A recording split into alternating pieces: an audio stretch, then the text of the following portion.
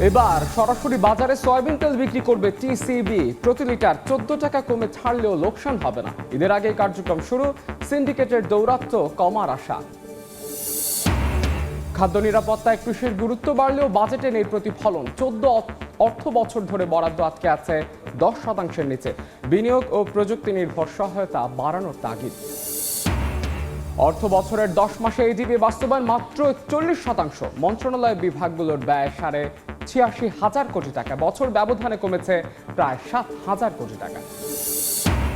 ঈদের বন্ধেও আমদানি রপ্তানি সচল রাখতে চট্টগ্রাম বন্দরের উদ্যোগ। জেটি ও বহির্নোঙরে পণ্য খালাসে আলাদা 3টি টাস্ক ফোর্স, কাস্টমসের 10টি স্পেশাল টিম। যে গরুটা টাইনাইস আনবো, এটা স্পোর্টে বলবো, এটাই মনে করেন ভারতীয় গরু। রাতের আধারে ঢুকছে ভারতীয় গরু মহিষের চালান। রসিদ কিনলেই হয়ে যায় দেশে। বিভিন্ন মহলকে হাত করেই চলছে চোরা কারবার। তৎপরতা বাড়ানোর দাবি আইন শৃঙ্খলা বাহিনীর।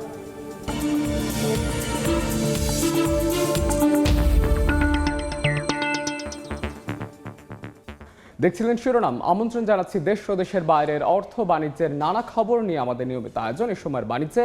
আপনাদের সঙ্গে আছে আমি মাহদি ইসলাম ধ্রুব। আর সরাসরি বাজারে সয়াবিন তেল বিক্রি করতে যাচ্ছে টিসিবি। কোম্পানিগুলো যেখানে প্রতি লিটার বিক্রি করছে 199 টাকায়, সেখানে 185 টাকায় মিলবে এই তেল। ঈদের আগেই শুরু হবে এই কার্যক্রম। সময় সংবাদকে দেওয়া সাক্ষাৎকারে সংস্থাটির চেয়ারম্যান নিশ্চিত করেছেন, বাজার মূল্যের চেয়ে লিটারে 14 টাকা কমে বিক্রি করলেও কোনো লোকসান হবে না। সিন্ডিকেটের দৌরাত্ম্য কমবে বলে মনে করেন অর্থনীতিবিদরা। সাইফুল ইসলামের রিপোর্ট। উচ্চ মূল্যস্ফীতির বাজারে ভোক্তাকে স্বস্তি দিতে বারবারই ভর্তুকি মূল্যে চাল, তেল, ডালসহ পণ্য বিক্রি করে আসছে সরকারি বিপণন সংস্থা টিসিবি। তবে তা সবসময় উন্মুক্ত থাকে না সবার জন্য। যদি একটু কম হয়, এটা সাধারণ মানুষ বা যারা ব্যবসায়ী তাদের জন্য আই থিঙ্ক এটা উপকার হবে। টিসিবি কোম্পানি যদি ছাড়ে তো ওই হিসাবে দেখা যায় ওনার উসিলায় দেখা যায় অন্য কোম্পানি কমাইতে পারে। এবার তাই ভোজ্য তেল বিক্রয়কারী বিভিন্ন কর্পোরেট কোম্পানিগুলোর মতোই নিজেরা আমদানি করে সরাসরি বাজারে সয়াবিন তেল বিক্রি করতে যাচ্ছে সংস্থাটি। সময় সংবাদকে দেয়া সাক্ষাৎকারে টিসিবির চেয়ারম্যান জানান, আসছে ঈদের আগেই শুরু হতে চাওয়া এই কার্যক্রমের আওতায় প্রতি লিটার তেলের দাম ধরা হয়েছে 185 টাকা। আমরা এখন হোপফুল যে ঈদের আগে আমরা ছাড়তে পারবো, তেলটা বিক্রি করব। যদি ঈদের আগে না পারি হয়তো বা ঈদের পরে ইনশাল্লাহ আমরা খোলা বাজারে তেল বিক্রি করবো। আমরা বাহির থেকে নিয়ে আসি জায়গায় 200 টাকা, এটা আমরা 185 টাকার প্ল্যান আছে আমার। জানান, টিসিবির এই বিক্রি কার্যক্রমে ধীরে ধীরে এই তালিকায় যুক্ত হবে চিনি, ডাল সহ আরো বেশ কিছু পণ্য। আমাদের প্ল্যান আছে, আমরা আটা দিব, আমরা কিছু মশলা দিব, আমরা ডিটারজেন্ট পাউডার দিচ্ছি। বর্তমানে বাজারে যেখানে 1 লিটার বোতলজাত সয়াবিন তেলের দাম 199 টাকা, সেখানে লিটারে 14 টাকা কমে ভর্তুকি ছাড়া টিসিবির এই বিক্রি কার্যক্রমে মজুতদারি ও সিন্ডিকেটের দৌরাত্ম্য কমবে বলে মনে করেন অর্থনীতিবিদরা। টিসিবি যে উদ্যোগ নিয়েছে সেটা ভালো উদ্যোগ, এবং এতে করে বাজারে যে সিন্ডিকেশন এবং অবৈধভাবে যে দাম বৃদ্ধি করা এবং বিভিন্ন রকম সাপ্লাই ক্রাইসিস তৈরি করা, তো সেখান থেকে আমার মনে হয় যে এটা বের হয়ে আসা একটা সুযোগ তৈরি হলো। বাজার বাস্তবতা বলছে দেশের ভোজ্য তেলের বাজার মোটা দাগে 5টি কোম্পানির দখলে। সাইফুল ইসলাম, সময় সংবাদ। 14 অর্থ বছর ধরে মোট বাজেটের 10%-এর নিচে বরাদ্দ মিলছে কৃষি খাতে। খাদ্য নিরাপত্তা, মূল্যস্ফীতি নিয়ন্ত্রণ ও গ্রামীণ অর্থনীতিকে সচল রাখতে এই খাতের গুরুত্ব বাড়লেও বাজেটে কমেছে বরাদ্দ। এমন বাস্তবতায় উৎপাদন সক্ষমতা বাড়িয়ে ভোক্তাকে স্বস্তি দিতে আসছে বাজেটে কৃষিতে বিনিয়োগ, ভর্তুকি ও প্রযুক্তি নির্ভর সহায়তা বাড়ানোর তাগিদ বিশেষজ্ঞের। ফরহাদুর রহমানের রিপোর্ট। দেশের অর্থনীতি, খাদ্য নিরাপত্তা ও গ্রামীণ জীবনে কৃষির গুরুত্ব অপরিসীম। জিডিপিতে কৃষির অবদান প্রায় 11%, মোট কর্মশক্তির 40% এবং গ্রামীণ নারীর 60% কৃষিভিত্তিক কাজে নিয়োজিত। কৃষিকে টেকসই ও লাভজনক খাতে পরিণত করতে আসন্ন বাজেটে বরাদ্দ বৃদ্ধি, কৃষি ভর্তুকি ও প্রণোদনা সম্প্রসারণ, যান্ত্রিকীকরণ এবং কৃষকের জন্য ঋণ সুবিধা নিশ্চিতের দাবি সাধারণ ভোক্তার। 1 নম্বর প্রায়োরিটি হচ্ছে কৃষি রিলেটেড যে এগুলো আছে। কৃষির ভর্তুকি যদি কমাই দেওয়া হয় তাহলে কৃষির ফলন বা উৎপাদন ব্যাহত হবে। সরকারের উচিত যে এই বাজেটে সার, তারপরে বীজ উৎপাদন, বীজ বন্টন এবং কৃষকরা যাতে ঋণ পায়, অথবা বাজেটে কৃষকদের বিষয় নিয়ে যাতে ঠিকঠাক থাকে। কৃষকদের যদি ওই বাজেটটা দেওয়া হয় তাহলে কৃষকও আমাদের যেমন অনেক মানুষ আছে যারা কর্ম করে খেতে পাচ্ছে না, তারা কৃষিকাজের উদ্যোগ নেবে। যদিও বাজেটে কৃষিখাতে বরাদ্দ বরাবরই নগণ্য। 2011-12 অর্থ বছরে মোট বাজেটের সর্বোচ্চ 10.65% বরাদ্দ দেওয়া হয়েছিল এ খাতে। এরপর ক্রমাগত কমার পর 2023-24 অর্থ বছরে 8.70% মিললেও আবার কমে চলতি অর্থ বছরে নেমেছে 5.9%। বিশেষজ্ঞদের মতে খাদ্য নিরাপত্তা নিশ্চিতে বরাদ্দ বাড়ানোর বিকল্প নেই, তাই অন্তত মোট বাজেটের 10% বরাদ্দ দেওয়ার পরামর্শ এই কৃষি অর্থনীতিবিদের। একদিকে যেমনিভাবে বাজেট বাড়ানো দরকার, তেমনিভাবে কৃষিতে ভর্তুকি বাড়ানো দরকার, এবং এটা আসলে খরচ যেটা হবে এটা আসলে বিনিয়োগ। কৃষিখাতে বিনিয়োগ না বাড়ালে উৎপাদন বাড়বে না, আর উৎপাদন যদি না বাড়ে তাহলে আমাদের বিদেশ নির্ভরতা থাকবে খাদ্যশস্যের আমদানির জন্য। এছাড়া আমাদের খাদ্য মূল্যস্ফীতিকে নিয়ন্ত্রণ করা যাবে না। সমন্বিত কৃষিনীতি বাস্তবায়ন করা গেলে কৃষি খাতে টেকসই পরিবর্তন করা সম্ভব বলে মনে করছেন সংশ্লিষ্টরা। ফরহাদুর রহমান, সময় সংবাদ, ঢাকা। 2026 অর্থ বছরের প্রথম 8 মাসে কৃষি ও অকৃষি গ্রামীণ ঋণের মোট বিতরণের পরিমাণ দাঁড়িয়েছে 27,479 কোটি 74 লাখ টাকা। এর মধ্যে কৃষি ঋণ 24,642 কোটি 40 লাখ টাকা এবং 2,837 কোটি 34 লাখ টাকা অকৃষি গ্রামীণ ঋণ হিসেবে বিতরণ করা হয়েছে। বাংলাদেশ ব্যাংকের সবশেষ রিপোর্ট অনুযায়ী কৃষি ও অকৃষি গ্রামীণ ঋণের মোট বকেয়ার খেলাপি ঋণের পরিমাণ ছিল প্রায় 36%। তবে চলতি অর্থ বছর 26-এর ফেব্রুয়ারির মাস শেষে এর পরিমাণ দাঁড়িয়েছে 22,915 কোটি 63 লাখ টাকা। একই সময় বকেয়া কৃষি অকৃষি গ্রামীণ ঋণে 11.66% প্রবৃদ্ধি হয়েছে, যা গত অর্থ বছরের একই সময়ের তুলনায় বেশি।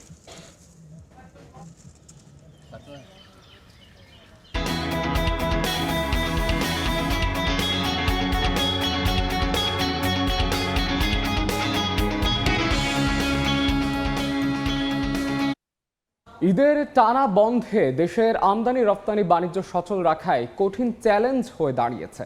বন্দর, কাস্টম, শিপিং, ব্যাংক, C&F এর মতো 26টি সংস্থা কিংবা প্রতিষ্ঠান অংশীজনের একটি অনুপস্থিত থাকলে শুরু হয় জটিলতা।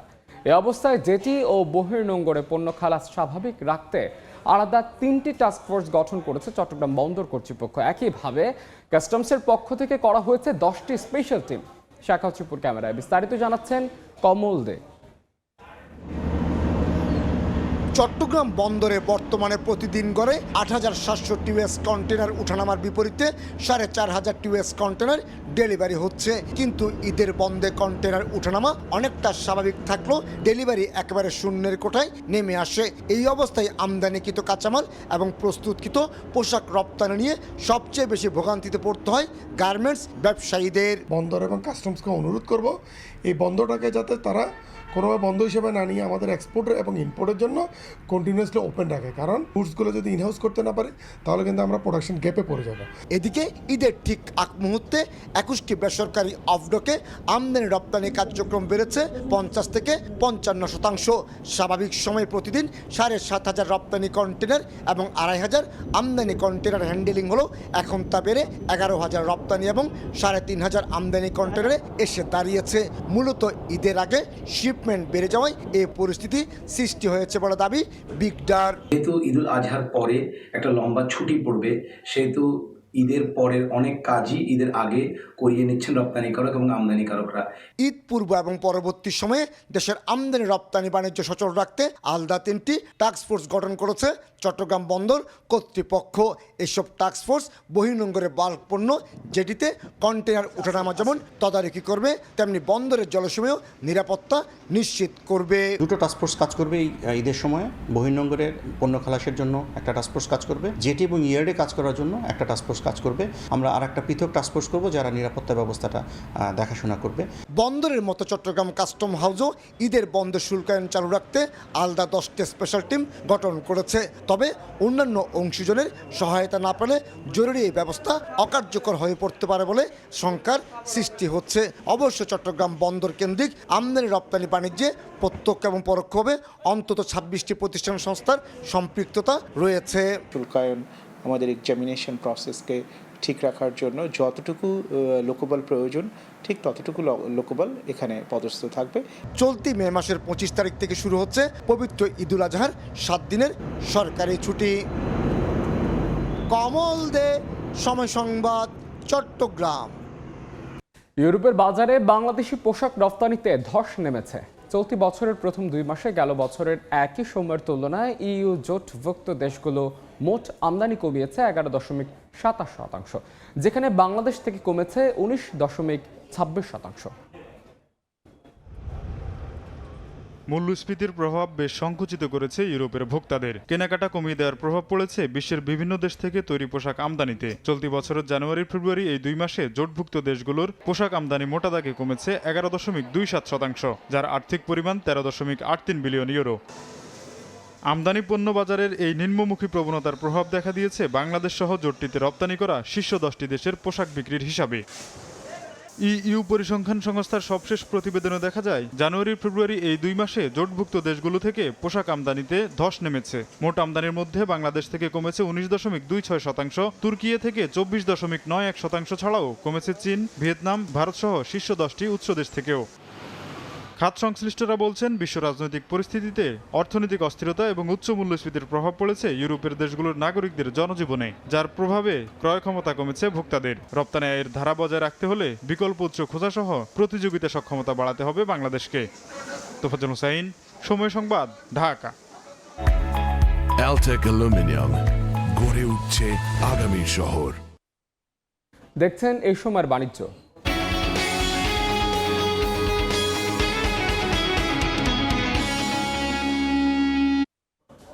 চলতি অর্থ বছরের প্রথম 10 মাসে বার্ষিক উন্নয়ন কর্মসূচি এডিপি বাস্তবায়ন হয়েছে 41%। বাস্তবায়ন সামান্য বাড়লেও টাকার অঙ্কে ব্যয় কমেছে উল্লেখযোগ্যভাবে।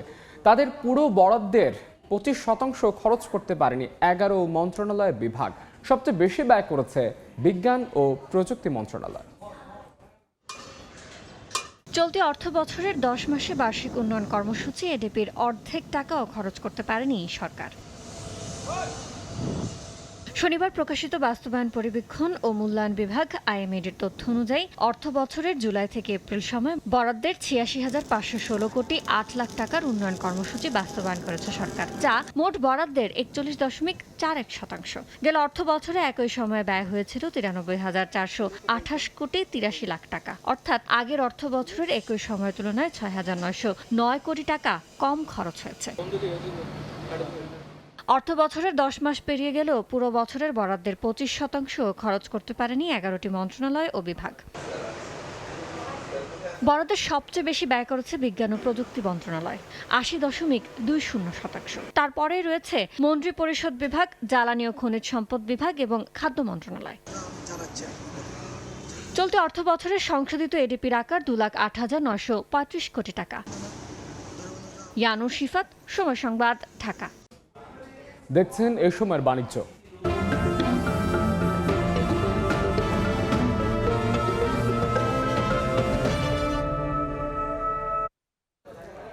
রাত নামলেই কাঁটাতারের বেড়া পেরিয়ে ভারতীয় গরু মহিষের চালান ঢুকে পড়ছে বাংলাদেশে। বিভিন্ন বাজারে রসিদ দিয়ে বৈধতা মিলছে এসব পশুর, হয়ে যাচ্ছে দেশি, ছড়িয়ে পড়ছে সারা দেশের হাট বাজারে।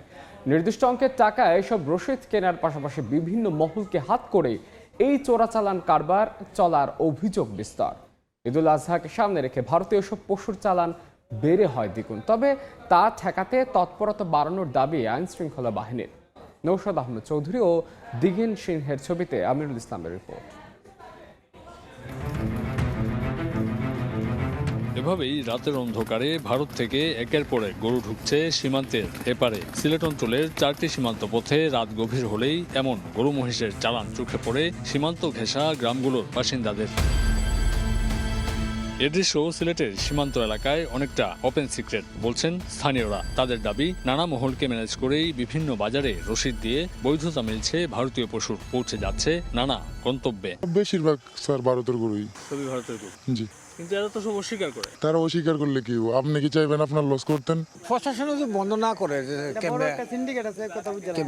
বর্ডার দিয়ে যখন গরুগুলো নামানো হয়, ওষুধগুলো 500 টাকা 600 টাকা, প্রায় সময় 1000 টাকাও বিক্রি হয়। তবে পশু বোঝাই গাড়িগুলোতে থাকা ব্যক্তিরা গ্রামবাসীর এসব অভিযোগকে ভিত্তিহীন বলে মন্তব্য করেছেন। যাবে হচ্ছে আপনার নরসিংদী, মাধবদী। কত পিস আছে? 13 পিস। না ভারতের অংশ না, আমরা বাংলাদেশ থেকে এটা বাজার আছে, বাজার থেকে আমরা গরু কেনার পরে সংগ্রহ করি। রাতের অন্ধকারে ট্রাকে করে আসা গরুগুলোর মধ্যে যাচাই বাছাই করে দাগবিহীন গরুগুলোই বাজারে স্থান পাচ্ছে। বাকিগুলো যাচ্ছে কসাইখানায়। আকারে ছোট এবং দামে কম থাকায় এগুলোই বিক্রি হচ্ছে বেশি। এতে অবিকৃত থেকে যাচ্ছে দেশি গরুগুলো। এমন পরিস্থিতিতে ক্ষতির মুখে পড়েছেন দেশি পশুর খামারিরা। প্রতারণার শিকার ক্রেতারাও। ইন্ডিয়ান গরু যদি বাজারও যদি ঢুকে তো আমরা লস হইব। নিজের দেশের গরু নিজের খামারে দিকে রক্ষা করেন, না হলে তো আমাদের ভবিষ্যৎ অন্ধকার। ঈদুল আজহাকে সামনে রেখে সিলেটের জৈন্তাপুর, কানাইঘাট, গোয়াইনঘাট, কোম্পানিগঞ্জ ও সুনামগঞ্জের দোয়ারাবাজার সহ কয়েকটি এলাকা হয়ে এসব পশু চোরাচালান চক্রের সক্রিয়তা এখন চোখে পড়ার মতো। এ বিষয়ে বিজিবির পক্ষ থেকে আনুষ্ঠানিক বক্তব্য না পাওয়া গেলেও পুলিশ বলছে চোরাচালান ঠেকাতে চলছে অভিযান। গরুর বাজার কেন্দ্রিক, ঈদ বাজার কেন্দ্রিক আমাদের নিয়মিত আলাদা টহল দেওয়া হয়েছে, চোরাচালান যাতে আসতে না পারে এই জন্য আমরা সর্বোচ্চ সতর্ক অবস্থায় আছি। এসব সীমান্ত দিয়ে প্রায়শই চালান হওয়া পশুর একাধিক বড় চালান আটক করেছে বিজিবি। ভারতীয় গরু বাজারে প্রবেশ করলে যেমনি কপাল পুড়ছে দরিদ্র খামারিদের, তেমনি দেশের টাকা প্রতিনিয়ত পাচার হচ্ছে বিদেশে। এমনটি বন্ধ করতে এখনই প্রয়োজন জরুরি পদক্ষেপ, এমনটি মনে করছেন ব্যবসায়ীরা। আমিনুল ইসলাম, সময় সংবাদ, সিলেট। নিরাপত্তা রক্ষীর সামনে শাহজালাল বিমানবন্দরের অভ্যন্তরীণ টার্মিনালের গেটে অবস্থান করে একাধিক কুকুর। প্রবেশ গেটের এমন দৃশ্য আতঙ্কিত করছে যাত্রী ও স্বজনদের। কাঙ্ক্ষিত আকাশ যাত্রাপথ নিশ্চিতে কর্তৃপক্ষ অনেকটাই পিছিয়ে বলে মনে করেন তারা। বিমানবন্দর নির্বাহী পরিচালক জানান, কুকুর সরানোর আলাদা লোকবল নেই, চিঠি দেওয়া হয়েছে সিটি কর্পোরেশনকে। কাজল আব্দুল্লাহ রিপোর্ট। হযরত শাহজালাল আন্তর্জাতিক বিমানবন্দরের অভ্যন্তরীণ টার্মিনালের দৃশ্য এটি। যাত্রী প্রবেশ গেটে সশস্ত্র নিরাপত্তা কর্মীর পাশেই গেটের দুপাশে অবস্থান করছে দুটি মাঝারি আকারের বেওয়ারিশ কুকুর। যে কোনো সময় নিরাপত্তা কর্মীর অসচেতনতায় টার্মিনালে প্রবেশ করে ঘটাতে পারে অনাকাঙ্ক্ষিত ঘটনা। আবার ট্রলি কিংবা হাঁটা চলায় মানুষের পা লেগেও কামড় বসাতে পারে যে কাউকে। গেটের মধ্যে কুকুর, আমি তো এই জিনিসটা আমারও খারাপ লাগে, কি করব, আমি দাঁড়াতে পারছি না, কুকুরের কাছে আমাকে দাঁড়াতে হচ্ছে। অভ্যন্তরীণ টার্মিনালেও 24 ঘন্টা দায়িত্বে নিয়োজিত থাকেন বিমান বাহিনী, পুলিশ, এপিবিএন, আনসার সহ বিভিন্ন সংস্থার সদস্যরা। স্পর্শকাতর জোনে কুকুরগুলোর অবস্থান আক্রমণাত্মক না হলেও নেতিবাচক ইমেজ তৈরি করবে যাত্রীদের মাঝে। সে বিষয়েও কোনো গুরুত্ব দেখা যায়নি কর্মরত নিরাপত্তা বাহিনীর সদস্যদের মাঝে। অব্যবস্থাপনা না উদাসীনতা তা জানতে ফোনে যোগাযোগ করা হলে বিমানবন্দরের নির্বাহী পরিচালক জানান, যাত্রী নিয়ে ব্যস্ত থাকে নিরাপত্তা রক্ষীরা। তবে কুকুরের আনাগোনা বন্ধে সিটি কর্পোরেশনকে অবগতির বিষয়টি জানান তিনি। ওয়াইল্ড লাইফ নিয়ে তো আমরাও চিঠি দিছি ইয়ার কাছে, সিটি কর্পোরেশনের কাছে দিছি, এইসব তো আমাদের এখানে আটারই কথা। তারপর লোকজন আছে হলো যে গেট দিয়ে মানুষজন ঠেকানোর জন্যই তারা ওগুলো চেক করতে ব্যস্ত।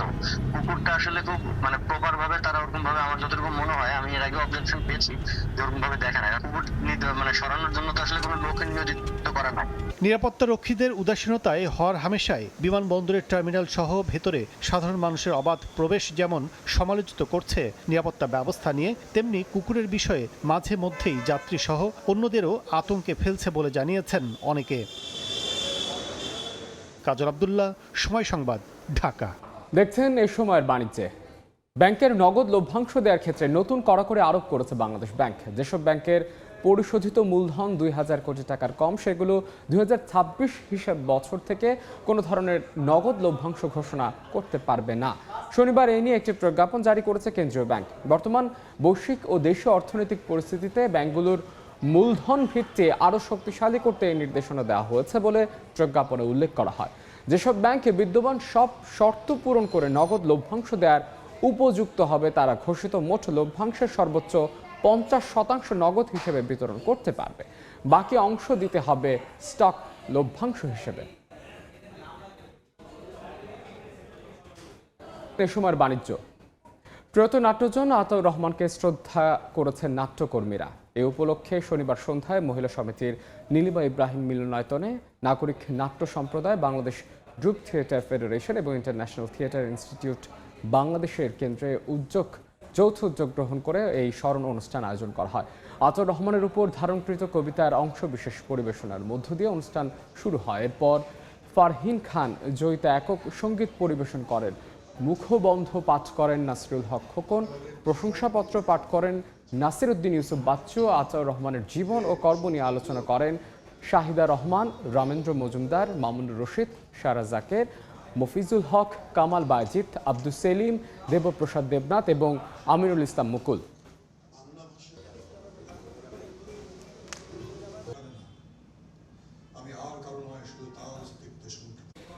মধ্যপ্রাচ্যের যুদ্ধ ও জ্বালানি সংকটের জেরে চলতি মাসে তৃতীয়বারের মতো পেট্রোল ও ডিজেলের দাম বাড়ালো ভারত। শনিবার জ্বালানি তেলের দাম লিটার প্রতি 1 রুপি পর্যন্ত বাড়ানো হয়েছে। সব মিলিয়ে গত 10 দিনে পেট্রোল ডিজেলের দাম লিটার প্রতি প্রায় 5 রুপি বেড়েছে। তেলের পাশাপাশি গত 9 দিনে সিএনজির দাম বেড়েছে 3 বার। ডিলারের তথ্য মতে রাজধানীর নয়াদিল্লিতে প্রতি লিটার পেট্রোলের দাম 87 পয়সা বেড়ে হয়েছে 99.51 রুপি। একই সঙ্গে ডিজেলের দাম 91 পয়সা বাড়িয়ে নির্ধারণ করা হয়েছে 92.49 রুপিতে। বিশ্লেষকদের মতে আন্তর্জাতিক বাজারের অস্থিরতা দীর্ঘস্থায়ী হলে মূল্য আরও বৃদ্ধির আশঙ্কা রয়েছে। এ পর্যায়ে শীর্ষ সংবাদগুলো জানিয়ে দিচ্ছে আরও একবার। এবার সরাসরি বাজারে সয়াবিন তেল বিক্রি করবে টিসিবি। প্রতি লিটার 14 টাকা কমে ছাড়লেও লোকসান হবে না। ঈদের আগে কার্যক্রম শুরু, সিন্ডিকেটের দৌরাত্ম্য কমার প্রত্যাশা। খাদ্য নিরাপত্তা কৃষির গুরুত্ব বাড়লেও বাজেটে নেই প্রতিফলন। 14 অর্থ বছর ধরে বরাদ্দ আটকে আছে 10% নিচে। বিনিয়োগ ও প্রযুক্তি নির্ভর সহায়তা বাড়ানোর তাগিদ। এবং অর্থ বছরের 10 মাসে এডিপি বাস্তবায়ন মাত্র 41%। মন্ত্রণালয় বিভাগগুলোর ব্যয় 86,500 কোটি টাকা। বছর ব্যবধানে কমেছে প্রায় 7,000 কোটি টাকা।